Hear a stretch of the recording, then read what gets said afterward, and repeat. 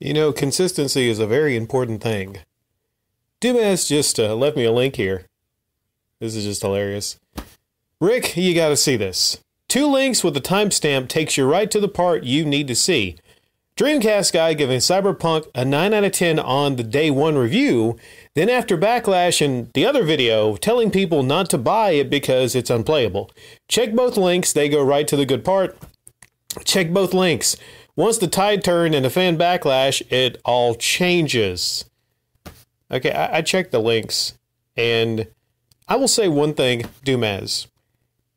And I've constantly said this about people like DreamCastGuy. It's hard to just pin them down. To just pin them down with one actual consistent line of thinking, right? I want to know something. Dreamy, I want to know. Will the real Max just please stand up? Come on, Max. You know, you give the game a 9 out of 10, right? You gave it a 9 out of 10. You said you personally had a lot of fun with it. Okay, you had a lot of fun with it. I don't remember what console he said he played it on, but I zipped to the end of the review, actually, where he gave it a 9 out of 10. And he said some nice things about it. It seemed like he actually really enjoyed the game, personally. Like, he personally enjoyed the game. But then you switch over a week later, there's all the backlash, there's all the refunds that are, you know, coming back to people, or people are having trouble getting the refunds. And I just have trouble, like, taking this guy seriously. Now, here's the thing. If he believes the game is a 9 out of 10, you know, bless his heart, you know, even with all the glitches and all the problems it has right now, down the road, hey, you know what? Down the road, maybe they fix a lot of this stuff, you know? Maybe he's playing a version, I guess, you know, he played it on the Xbox One X or the PS4 Pro. Maybe he didn't have those problems, right? But if you're a games reviewer, don't you have to probably factor in a lot of those problems, you know, big problems with the game in the reviews? I mean, I don't get how you can be a serious games reviewer and review something and leave out that at times, especially on the base PS4 and the base Xbox One, it is broken. Don't you have to, like, factor that into everything? I probably would.